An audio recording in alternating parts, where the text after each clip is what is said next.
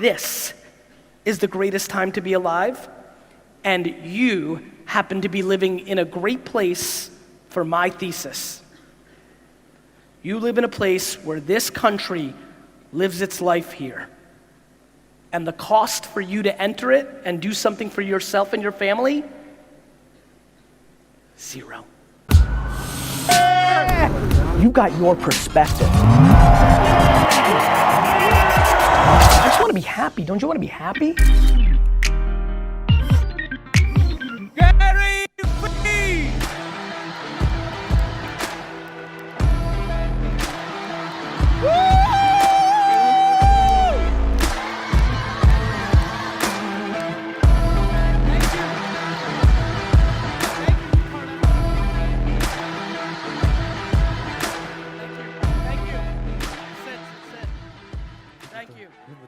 I love you back.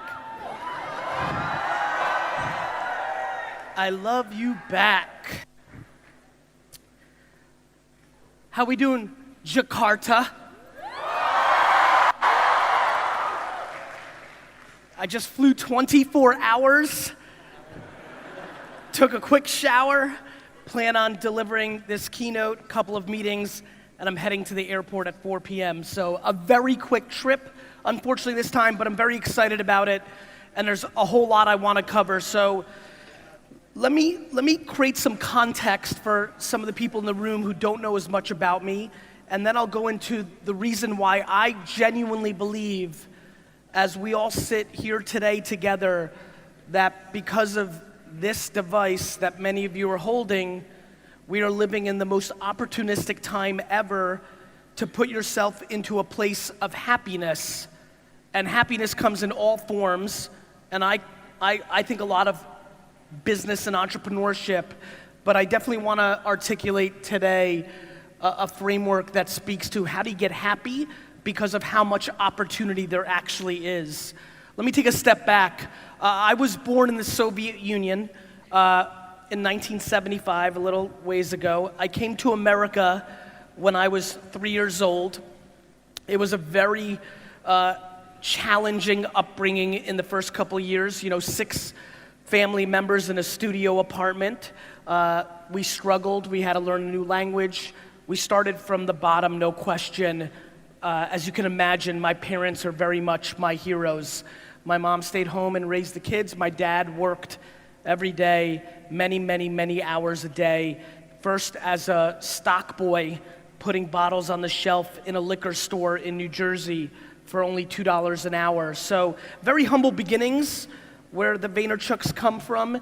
But entrepreneurship was definitely foundational in the happiness that we were able to create over that period of time. My dad worked quite a bit. Eventually, he became the manager of that liquor store. And that's when we moved to New Jersey, outside of New York City. And that's where I mainly grew up. And that is where my entrepreneurial career began. I always wanted to work.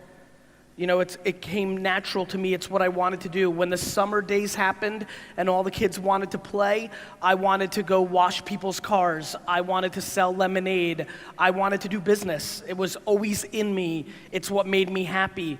When I was 5, 6, 7 years old, I convinced all my friends to stand behind booths from the lemonade that I made, and I would make signs and try to think about how to market. Long before the internet, I cared about one core thing, which was the attention of the person that I was trying to reach and how I could get them excited to buy my thing. Eventually, after lemonade, I started my first kind of real business. In America, in the 80s, baseball cards, sports cards that people could trade became very big, and I rode that wave. I got very involved. I loved sports, and I loved even more buying packs of cards, getting good cards, and reselling them. And that's really where I learned much. To think that sitting here today and having so many people clap for you on the complete other side of the world, and so much of that was what I learned in the malls and conventions in New Jersey selling these cards. It's remarkable. I'm very humbled. I very much appreciate the warm welcome when I came out here. And I'm setting up this framework because I think, as I was getting ready for this conference, and I looked at so much of the chatter about the conference, and obviously the phenomenal Instagram account of our hosts, and kind of just looked, the thing that I've become fascinated about, and the thing that I want to talk about today, is really two things. Literally right before I came out here with the organizers, they're like, talk about the how. And I asked them, I said, the how here or the how here? What's interesting to me now that I've been a little older and had my career, and I'll go back to it in a minute to frame it up, but as I'm segueing, what's interesting to me is every wonderful person that I'm looking at right now, for them to get what they want, happiness, forget about money for a minute, happiness, for them to get what they want, it actually is only one of two things, here or here. And here represents doing the work, knowing what to do. My whole career, as I got more known on the internet, I did not want to be a motivational speaker, and I spent many years not talking about this. I mainly talked about this. But after a while, what started happening was I started reading enough comments, because I read all my comments, and I just started realizing so much of why people can't get there has to do with this, that I started talking about it more over the last 4 or 5 years. But I think they both matter. You could be the most optimistic, happy person up here, but if you don't put in the work, and if you don't know what work to put in, it's not gonna happen. Optimism is very close to delusion. However, I believe that optimism is the fuel to practicality, right? If you don't believe you're doing it for a reason or it's exciting, you're not gonna wanna put in the hours of the work. And so, that's who I've always been. I've always been ambitious and happy. I was very fortunate. I had a tremendous mother who loved me very, very much, so I felt good. However, she did not create entitlement. When I lost or when I was doing bad, she told me. She didn't make a fake environment, which is a huge factor. And to be honest, my biggest concern about the last 20 years of parenting, too much fake environments, too much entitlement, which is why so many people struggle when they go into the real world, because the real world doesn't care. The real world is not your mama anymore. And so I think about those things. Fast forward, I was very good at selling baseball cards. When you're making $3,000 or $4,000 a weekend when you're 14 years old, you've got it. I was good, fine. But then my dad eventually bought a liquor store, and he dragged me into the liquor store when I was 14. I started making $2 an hour, bagging ice. This was huge for me. If I didn't have that transition, all the money I was making as a young kid, it came so easy because I was naturally talented. I think not having that struggle of losing all that because my dad forced me to work in the store and making $20 a day, that really helped me. And I learned a lot in that liquor store. Most of all, what I learned was to watch people. Today, after this talk, I will go to the airport, and on my flight, I will literally read most of the comments on Twitter, on Instagram, your DMs. I will read them, and I'll read them to understand, was there anything I said in this hour that stood out, that didn't hit, that did hit? I learned that watching people, and more importantly, understanding people, and most importantly, being empathetic to people, was the best way to build a real business, to build something meaningful. The biggest problem, I'll tell you right now, one of the biggest reasons most people in this room, if they decide to start an entrepreneurial venture, a side hustle, whether you try to sell something in your home on Facebook Marketplace, which, oh, by the way, I'm gonna bring up later, my biggest belief that the quickest way for many people here to start is to sell stuff on Facebook Marketplace, but I'll talk about that later. Whether it's that, whether you're finally ready to start your podcast on Spotify, whether you're gonna build your Instagram profile or meme page because you want brand dollars, whatever you're up to in this room, the reality is that if you have to put in so much work, but so much of what comes out of people's mouth or what they post is selfish, not selfless. It's what you want. You want them to buy it. You want them to like your post. You want them to follow you. The biggest reason I have the luxury of standing here today is from the wine business to the content I made on YouTube when it first came out, to everything I've done over the last 8 to 9 years in my books, in all my free content. I've always thought, how do I bring more value to you than I get in return? It's very simple. Karma, or doing the right thing, always works. The problem is, most people are impatient. The reason most people are impatient, especially in cultures like mine, Eastern European, in cultures like here, there's too many people in here that are trying to get successful too fast because they want to prove it to their parents. And in that impatience is a very important point. My friends, the number one thing I fear, period, is that people live their lives based on other people's opinions.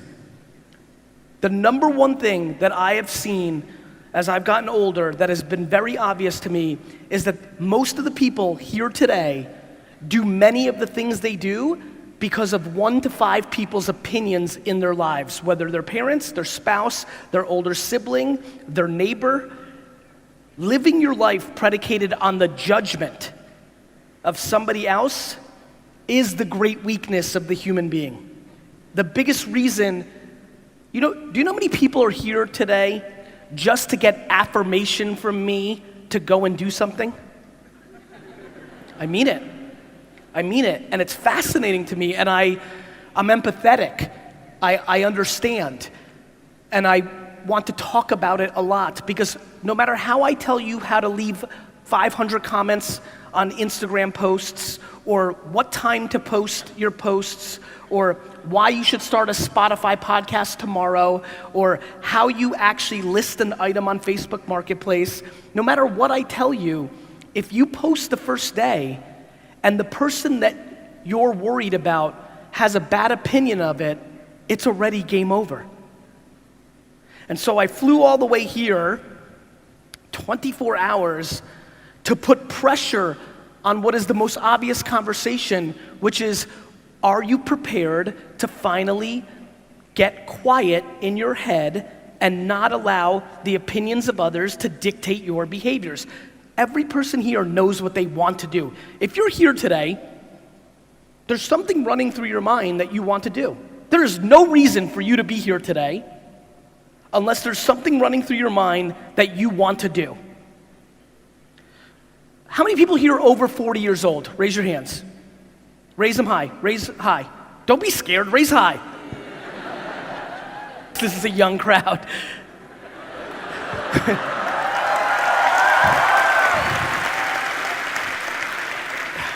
For the very small percentage of us here that are over 40, what? Thanks, brother.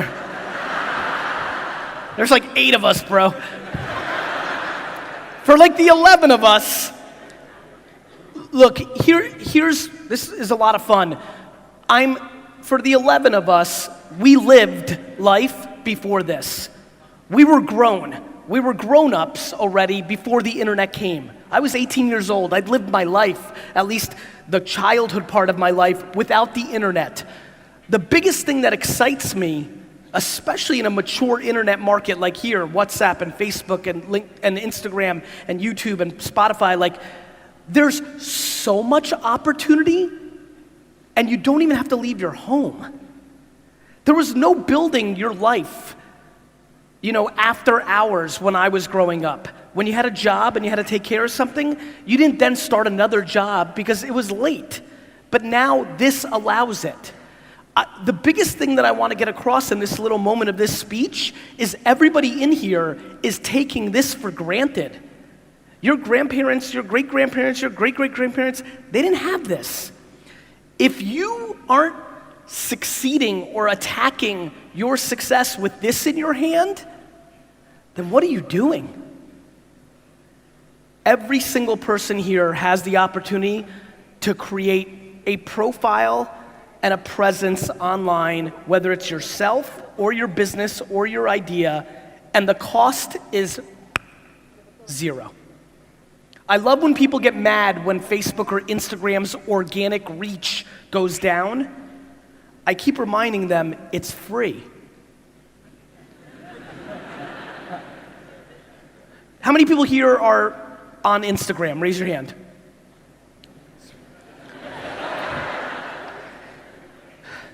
Over the next year or two, Instagram's reach is gonna go down because more ads are gonna go in. So as you can imagine, I'm so passionate to get you to post 3 or 4 times a day, not once a day, yet everybody overthinks their posts so much because they're so scared not to get as many likes as they did last time. It's true. It's 100% true. The amount of people here who want to post something but retake it 53 times or change the filter or things of that nature, or my favorite move, you post it, but in the first 83 seconds, you don't get enough likes and you remove it. It's a fascinating thing for me to watch because what it speaks to is, in my opinion, people being confused about the game. I view the game macro. I watch most people play micro. You're not in the business of getting likes on Instagram, yet you're pandering to the machine of that. You're in the business of creating awareness for whatever you want. You want people to know what you want them to know, whatever that may be. Business, raise money for a charity, sell something, become a personal brand, whatever it might be. Whatever it might be, that's what you want, yet people get so caught up in the semantics. Listen, what I can tell you from my career is this repeats over and over and over again. In 2006, I started one of the first YouTube shows, period. It was the longest show on YouTube when I launched it. YouTube wasn't even a year old. I sat in front of a camera and I drank wine for 30 minutes and a lot of people watched it. A year later, Twitter came out, and I was one of the first people to move on that. I invested, because I got smarter at that point, but I also was one of the first people to amass 1 million followers on that platform. Before I did YouTube and Twitter, a year or two earlier in America and many other parts of the world, MySpace had won and dominated, and there were people that won on that platform. If you pay attention to what happened on MySpace, if you pay attention to what happened on YouTube, if you pay attention to what happened on Twitter and then Facebook and then Vine and on and on and on, it's all the same game. In the beginning, if you move quickly, you can get more attention. Most people get frustrated that they aren't first and then they don't go all in because they think they missed it. However, winning on these platforms is a game of being better, not first. Being better comes in 2 ways. This is where it gets very important, my friends. Being better on putting out content only comes out in 2 ways. Either entertainment, right? Or information. If you are putting out content on these websites and trying to grow, and you want to succeed and build an audience, you either do information, you know what you're talking about, whether it's painting nails, business, wine, sneakers, hair care, I don't care what it is. You either know or you entertain. Entertainment comes in a lot of ways. This is playing out on Instagram. Entertainment comes in being funny. Entertainment comes in being musical. Entertainment and escapism comes in being attractive, being a model. It all plays. If you're lucky enough to have both, it gets really crazy. But if you do not do one or the other, you lose. If you go look at your Instagram account right now and look at the last 10 posts, my question to you is very simple. Did you post those posts for your audience so they could be entertained or informed? Or did you post it for yourself, for your own self-esteem or insecurities? Let me save you time. You posted it for yourself. The biggest takeaway that you could have from here, in my opinion, is a couple things. Number one, you are very fortunate to live in a country with disproportionate advances on these platforms. When I look at the data of how much attention is on this device and those 6 platforms in this country and the size of this country, it is staggering. This is one of the best places in the world to produce content for YouTube, Spotify, Facebook, Instagram, Twitter. It's one of the best places in the world. See, you did it again. You clapped for yourself. Oh, actually, fun fact. Actually, back to this amazing place and the internet and apps. I don't know if a lot of you know this, but I was actually one of the first 5 investors in Path, which was a huge app here for a long period of time before it shut down a year ago. So because I was an early investor in Path, and because this became the biggest market for Path 4 or 5 years ago, I spent a lot of time paying attention to this market from far away. And what I can tell you is this: the beauty of the people that live here, and there's so much, it's funny, there's so much amazingness, in the world that I see, how many people here consume my content? Raise your hands. Thank you. Thank you. So if you do, you have a good sense of me. You can imagine why I love Indonesia so much. All the love and optimism and warmth plays out here. But the biggest thing that I'm passionate about is getting people to be less insecure and care less about what people think, especially their parents, plays out here too. And so for me, it's a really interesting market to look at with trends and how people do things and what they respond to and who they follow and why. And so what I can tell you is, if you are capable to be strong enough internally to start posting on these platforms more truth, more your truth, your truth, you will see a remarkable return on that investment in this market. Now, let's talk about content, because no matter what you're doing in this room, you're gonna have to produce it to achieve what you want. The problem is, there's a lot of ways to produce content. One of the biggest issues that I'm excited to address here is, in a world where Instagram does extremely well, or YouTube, people think pictures and videos are the only way to go. I'm here to tell you that 2 of the places I'm most excited about are the written word and audio. If you are not comfortable taking tons of pictures and videos, you immediately have to make a decision here today. Are you a good writer? And if you are, I have a lot of good news for you. I'll go to that in a minute. Or 2, if you like to talk, however you're uncomfortable with video, I couldn't be, back to your clapping, more passionate about the last 6 months in Indonesia. The consumption of podcasting in this country is exploding. The unbelievable ease to produce a podcast and distribute it in 2019 is remarkable. There's an app I've been talking about a long time. It just got bought by Spotify, called Anchor. It's called Anchor. You can download it on your phone. You literally record on your phone, you press 2 more buttons, and it puts it all over to the different podcasts. No friction. You could be doing it right now. So the excuse of, I don't know how to do it, or how do I produce it, or do I have to go to the radio station, and how do I do, nothing. Cost of entry, 0. Friction, 0. Literally, all you have to do is Google, how do I use Anchor, or download it. I highly recommend, if you have something to say about some category, I highly recommend getting very serious about podcasts, because I believe that audio over the next decade is gonna be one of the biggest ways we consume, because we don't like wasting time. Humans love efficiency, and audio saves time. Audio is exploding and will continue to explode, and I highly recommend you look at it seriously.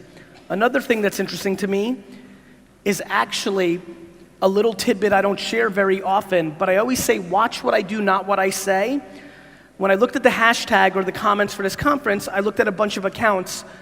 The number 1 mistake I believe people are doing on Instagram right now is not leaving enough written copy. If you look at my posts, when I post a picture or video on Instagram, I write a lot of copy.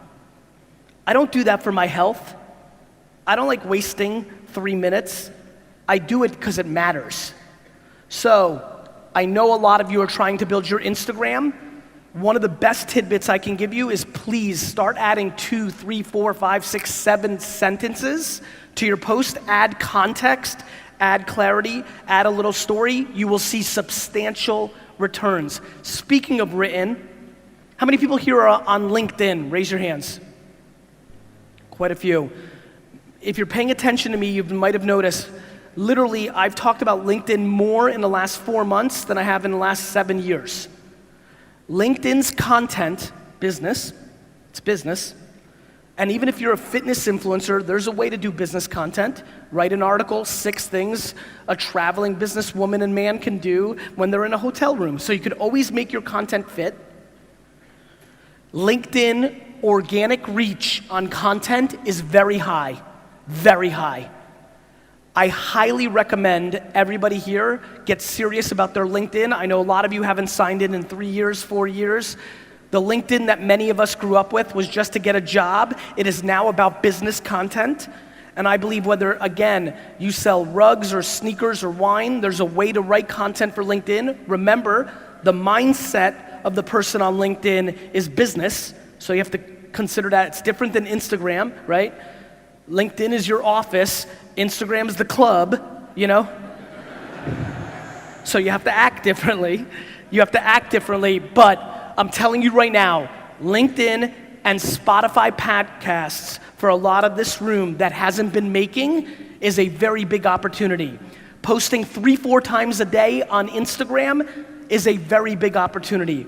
All this content that I want you to write is a very big opportunity. Content is how you will make your happiness happen.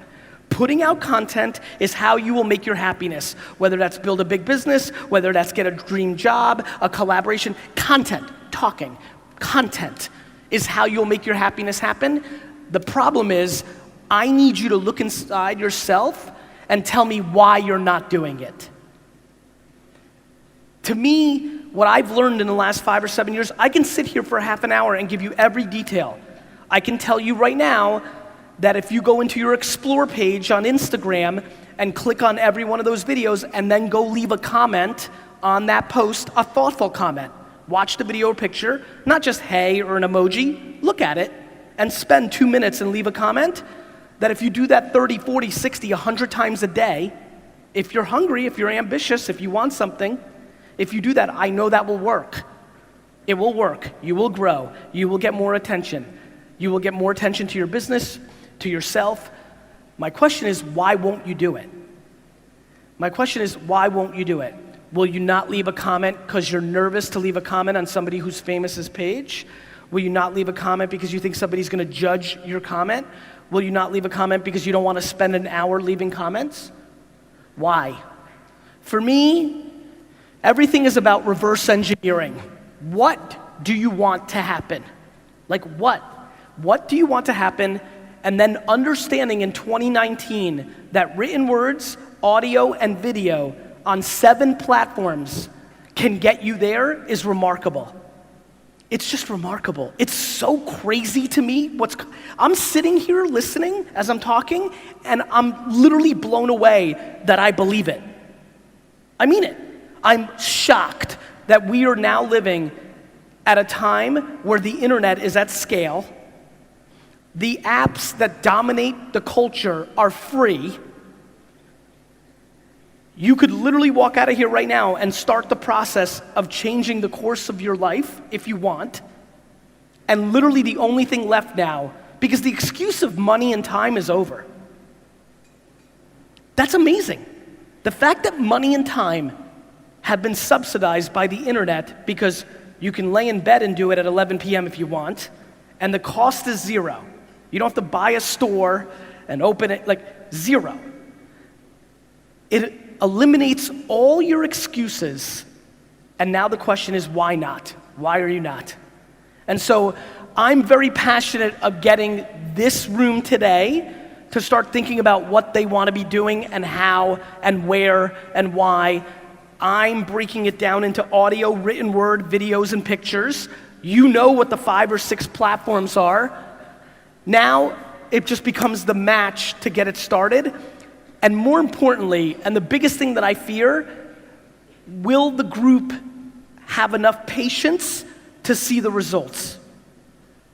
I was on Twitter from 2007 to 2011, and I replied to every single person that tweeted at me, and in the beginning, because nobody knew who I was, I went to Twitter search, and I searched the word wine and other wine terms, found people talking about it, jumped into the conversation, and left good information.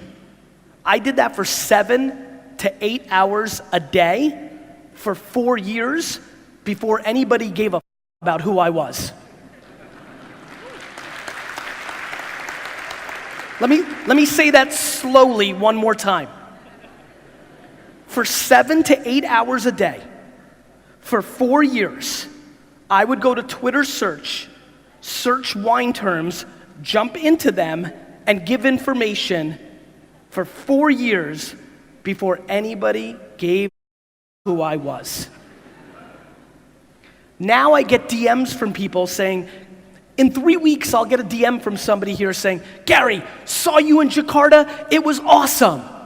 I started doing stuff, I'm not getting any traction. I reply, that's nice, Mario, you've been doing it for 3 weeks.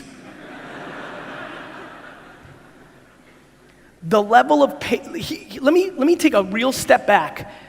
If you're sitting in this chair and you want to do something that makes you happy and makes you money, let's just say that. I have no idea what people want in here, but fine. How many people happy money? Raise your hands if you want happy money. Raise it, don't be scared. Great. Let me ask you a question. If you have the audacity to be happy and have money, which, by the way, the amount of people that have lots of money and are very happy is very small. It just is. If you want to be happy and have money, don't you think it should take a long time and it should be hard? Right? That to me has been the most interesting thing. In this world that everything's so fast, and this world where 1 or 2 people look like Mark Zuckerberg or Travis, like where you can point to 1 or 2 people. You know, I don't know if you heard, there's 7.7 billion of us. But because you can point to 1 or 2 people that got it fast and a lot, all of a sudden everybody thinks it should be fast and a lot. At 34 years old, after working for 12 years, helping build my family business, I left my family business and I had no money. 34, no money. How many people here younger than 34? Raise your hands. D-Rock, where are you? Hold on, keep them up. D-Rock, where are you? Yo, right here, come here, look at this. Put the lights on, hands up. Look at this. Every hand here, stand up, actually, if you raised your hand. Stand up.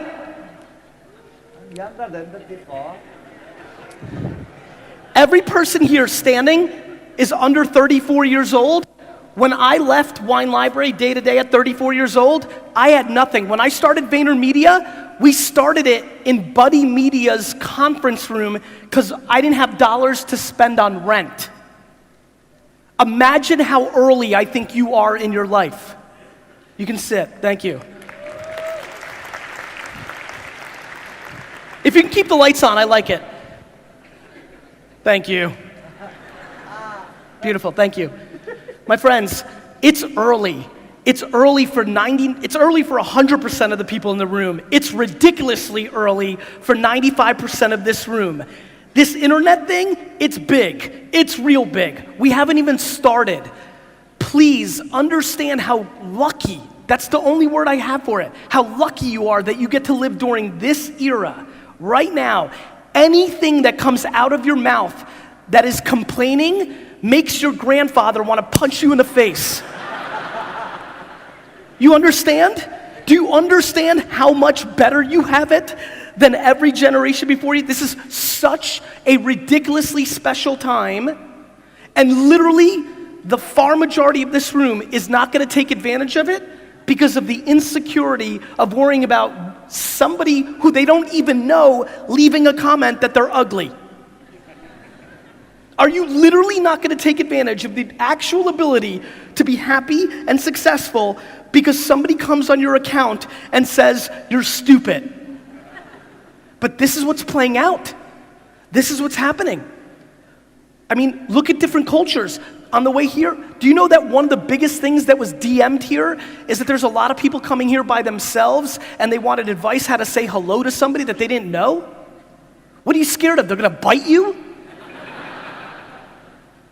We are living in a very fascinating time. A very fascinating time. It reminds me of when new countries are born and people buy up real estate. The attention of this room is real estate.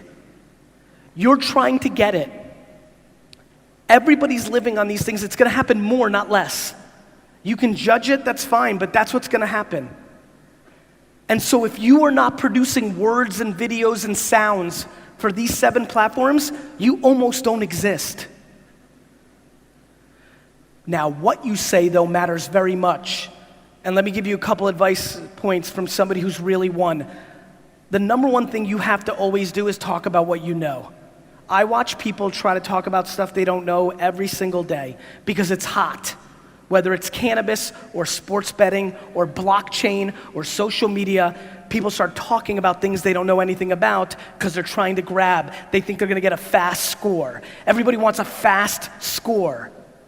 Do you know how many people have emailed me crying about buying Bitcoin at 10,000 a coin? Because it was gonna be 100,000 in a year. People are looking for fast scores. You know how many people here spent $800 on a course because it was gonna happen fast? Fast is bad. Fast is bad. Fast if you have talent and the right intent is amazing. Fast if you want cash immediately.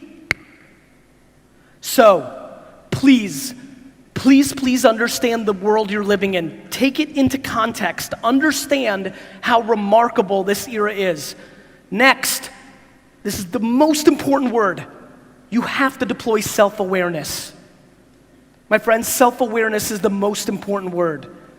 If you don't know who you are, you have no shot. But do not be embarrassed of who you are. When I knew that I was an entrepreneur in the 80s, I got D's and F's in school, and that was not acceptable in the 80s and 90s in America. If you were a bad student in America in the 80s and 90s, you were a loser. My friends' parents looked at me as I was a loser. But I knew who I was self-aware. I knew that I was an entrepreneur. I wanted to go and sell things on the weekend. I wanted to study the prices of wine and baseball cards instead of studying for school. I knew who I was. Playing video games seemed like a waste of time 20 years ago. Now there are people who make $50 million a year playing video games. If there is something you know and you like and you're passionate about, but it's not cool right now or important, do not deviate away from your thing. Triple down on your thing. The other thing is, be self-aware. How many people here are an entrepreneur or want to be? Raise your hands. I'm just curious. It's a lot of hands. The reality is, most of you can't be successful. I mean that. I'm not saying it to razz. It's rare to be a successful entrepreneur. It's hard. It's a real talent. We don't think it's a talent now because it's so easy to say you're one.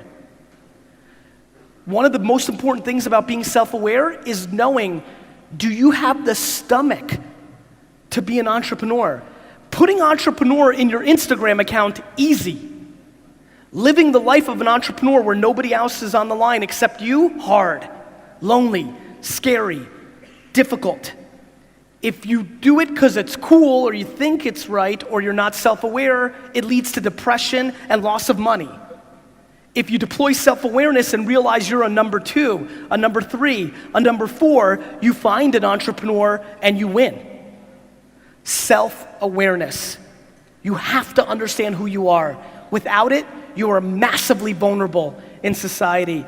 And the fact that we now live in a world where you're more than welcome to be what you are, so much more. Maybe not in your family because your parents want you to be a doctor and a lawyer and an engineer. But in the world, yes. And so I highly recommend self-awareness. It is easily, in my opinion, I believe that self-awareness and the ability to actually give without expectation are the 2 bricks of happiness. and it's been a big factor for me, which has allowed me to go fast. When you're stable, you can go fast because you're not worried about judgment. I've been able to do a lot of things because I'm not scared to lose. Because if I lose, it's my loss. If I lose money or time, it's my loss, not yours. I don't care what you say in the comments. That lack of fear is what gives an entrepreneur an advantage. That lack of fear is what lets somebody live life in happiness. We have to start having more important conversations of the operating system of your life. There are people here that work more on upgrading their phones than upgrading their minds. I mean it. I mean it. I am desperate. Listen, to come here all this way to talk about tactics is a waste of time. To come all this way and have one person in here gain actual courage to do something is super worth it. And for me, it's a very simple game. Let me give a very big secret to all the kids here who are living their lives for their parents or based on their parents' judgment. There's a very big secret that parents never tell you. If you go the other direction of where they want you to go and you become really successful, they are really proud and make pretend they never pushed you in the other direction.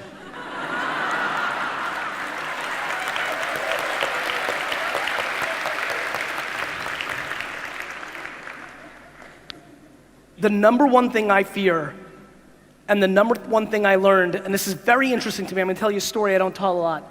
When I was a little kid in Edison, New Jersey, when grandparents came over, I would go play with the grandparents a lot. Maybe it was because I lost 3 of my 4 grandparents as a kid, but even as I get goosebumps right here on stage, it's because I think I've always been filled with a lot of wisdom and old soul. It's just DNA. It's nothing I did, it's just been in me. But I was always gravitating towards old people my whole life. I mean, really old. You know, I'm 7, 8 years old, I see an 80-year-old, I run over, sit next to them, and talk. My whole life, I loved it. My whole life. And the number one thing I learned in the first 20 years of my life, spending more time with old people than most kids, is the biggest thing I fear is regret. Regret is scary. Resentment is very scary. The biggest reason I push kids to do what they want versus what their parents want is because I'd rather them and their parents have 5 or 6 or 7 years of bad than 80. Because it gets very ugly when you're 60 and they're 80 and you lived your life based on what they wanted and now you resent them, it gets real ugly real fast.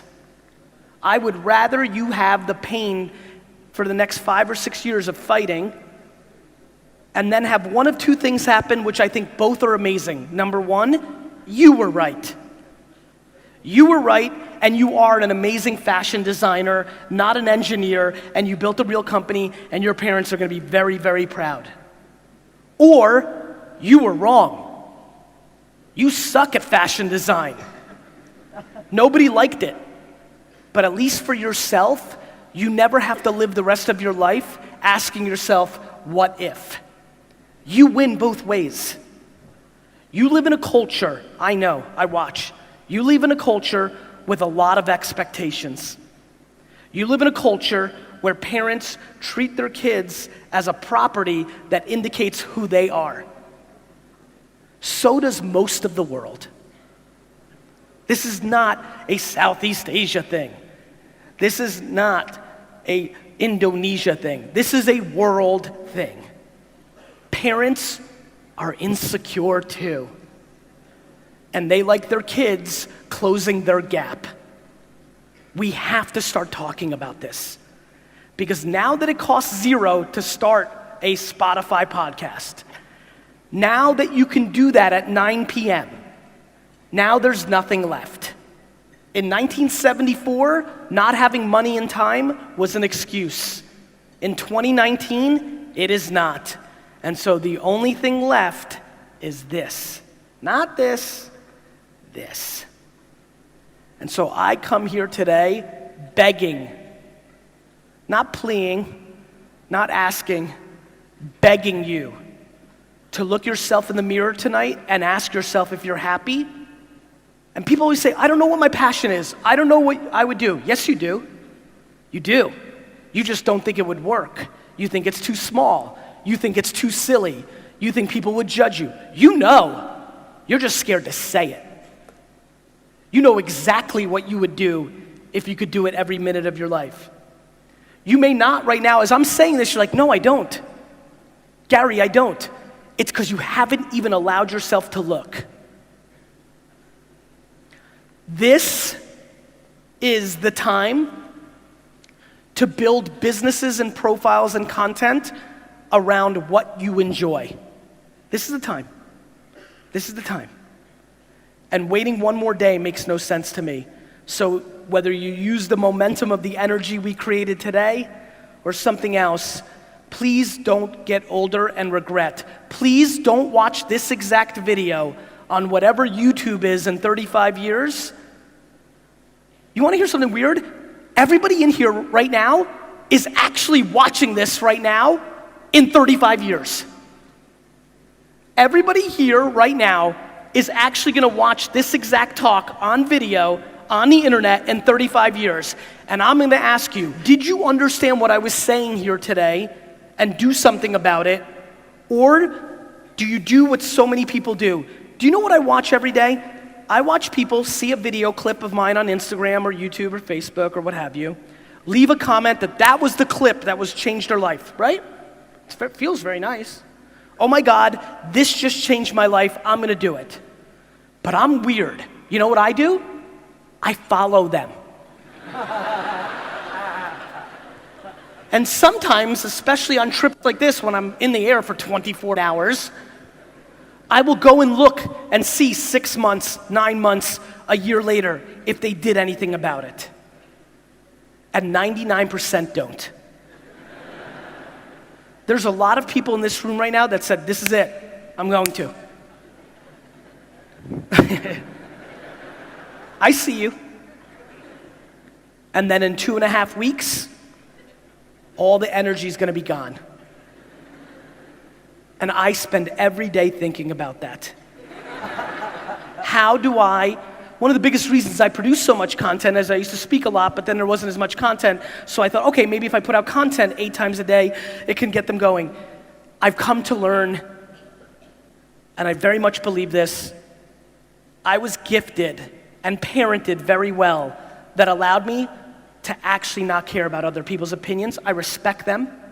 I never think I'm always right. This is not about thinking you're right. This is not about me being delusional or audacious.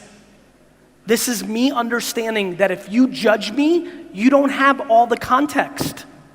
You don't know me. So how do I know you? I don't.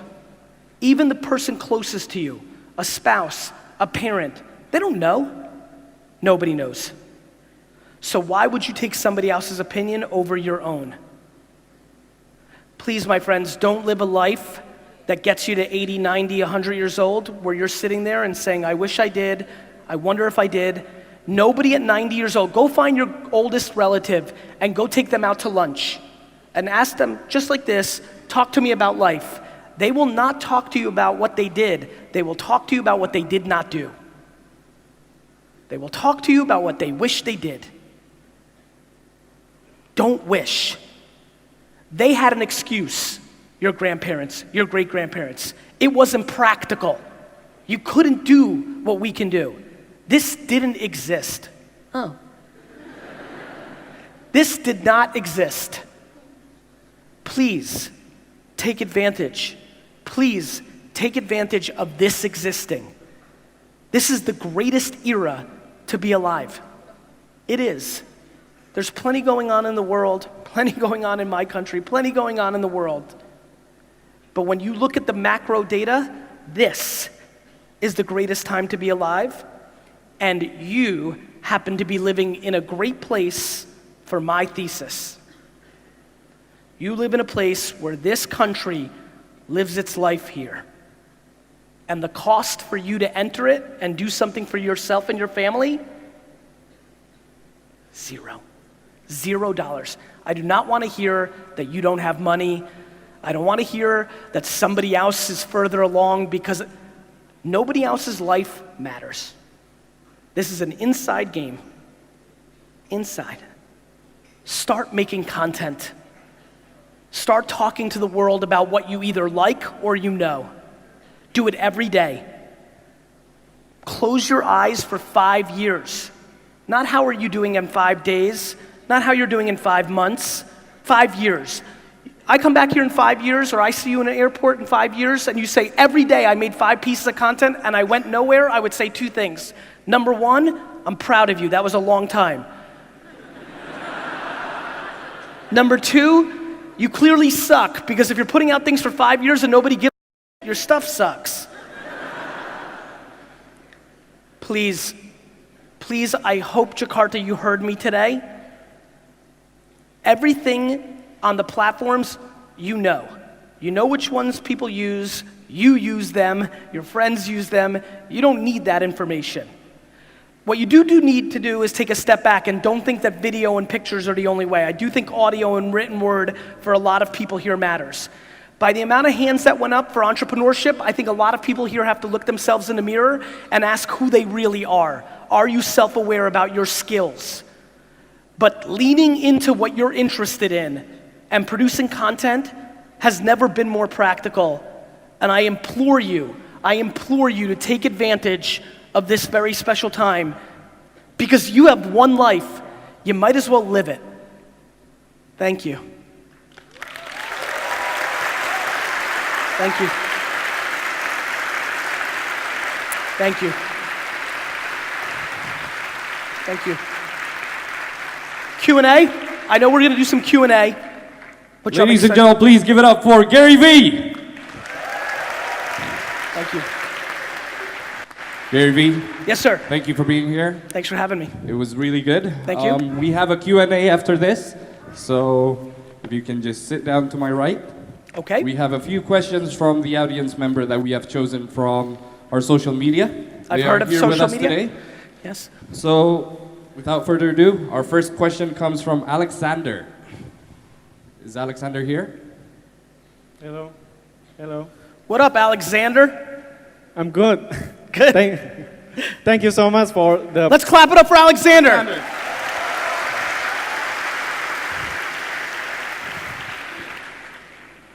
Thank you for the punch that you give me. That's make me wakes up. And I run a small branding agency. You have one. Yes. Okay. That help fashion brand designer local to get them the better logo, better brand identity, and better campaign. Understood. What I want to ask is, should I learn all the skill?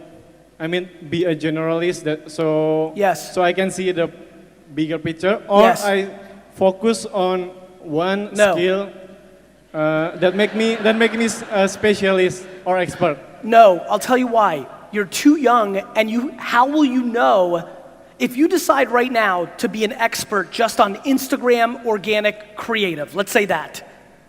How do you know that you're not the most talented strategist around Spotify growth of podcast? Until you become a generalist, do you even know which thing to become an expert in? That left him speechless. I see. That's a lot. But you understand, Alexander? Yes, I got it. Like, you're a kid. No, that's good. You don't know yet what you're best at. Like, why are you picking your expertise if you haven't seen everything else? You should go in, it's like food. I love when people are like, Gary, I like eating exotic food. So sometimes I'm in a meeting and I'll order oysters or sea urchin or whatever I order. And I go, and my dinner person will be like, well, I don't like oysters. I'm like, well, have you ever had an oyster? No. And that's how I think about this. You need to understand ads and media and ads and creative and Spotify and Instagram and LinkedIn. You have to taste everything. You may think Instagram's delicious until you actually taste LinkedIn. You need to be a generalist first, then you can tell me what you're an expert in. Thank you. You're welcome. Should we go to the next question? Please. All right, the next question comes from Mehdi Astarina. Is she here? There she is. Okay, awesome. Hi, Gary. How are you? I'm fine. Thanks for the opportunity. I'm Mehdi. Okay, so me and my spouse have a photography and videography agency, and both of our parents don't do business at all. They work from 8 to 5, so they kind of not believing in us. Right. And then after 2 or 3 years, we started to think that we may need an investor. After 2 or 3 years, you what? We might need an investor. Okay. So I want to know from you, because you have already invested in many things. As an investor, what is the most crucial thing you see in the business you're going to invest in? What makes you invest in them? So for me, when I look at investing, there's only 2 things I care about. One, do I generally believe in the idea or the concept? And then 2, and more importantly, do I believe in her or him and they're capable to drive it? I've lost a lot of money as an investor in the last 10 years, 15 years, when I loved the idea so much and I could figure out what I would do with it, but the person running the business wasn't capable. And I learned from that. So now it's 51% you, 49% the idea or the concept.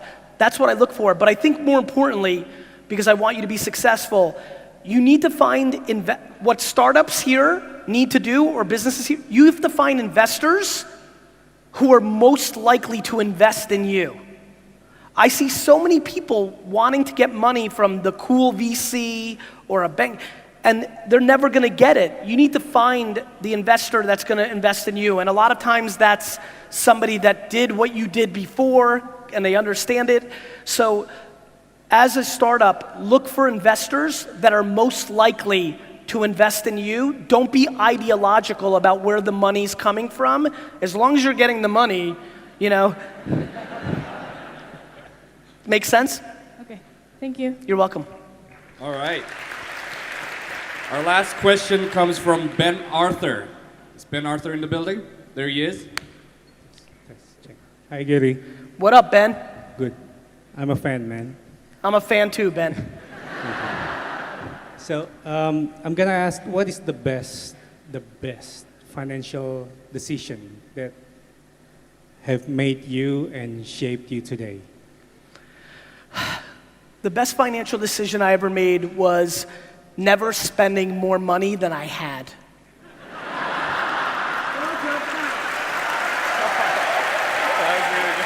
Go figure.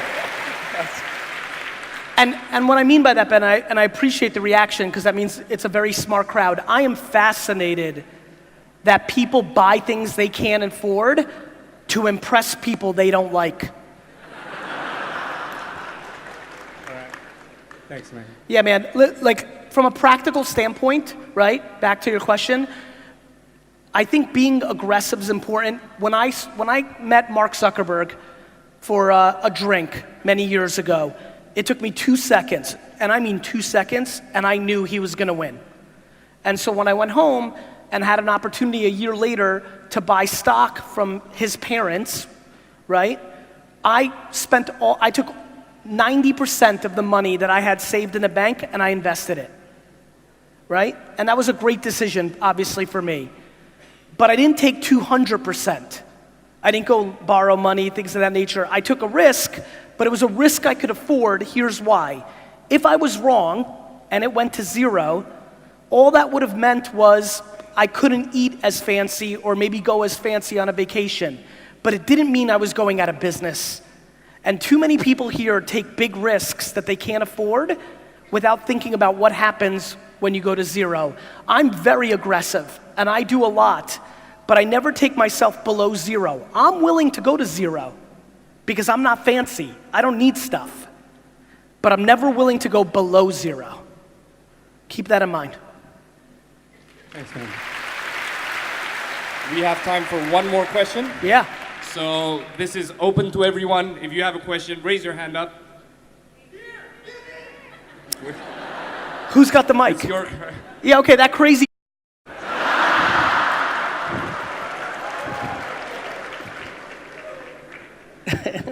He's all hyped.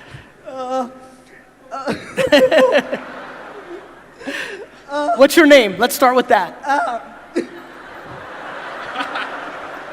I have two questions. I have you are my idol since I was in college back in when I was in school at University of Indonesia Faculty of Law, and I really want to take a photo with you. May I? Please? What did he say? I didn't hear. I didn't hear. I couldn't hear it. You want to say it one more time? May I take photo with you? Oh, photo, yeah. Let's go.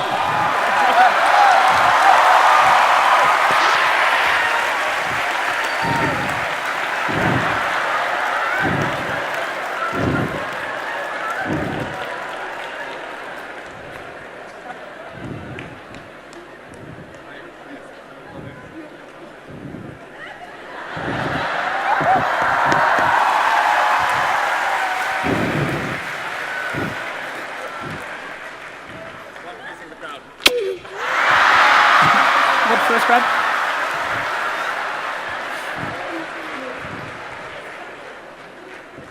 You're welcome, my friend. You're welcome. Everybody, give a round of applause for GaryVee. I love you. Listen, go do it. Please, don't let this energy go away. One life, live it. Please live it. Go work. Thank you. I would like to invite Mr. Akarabiasa to come up on stage for a photo session. Thank you.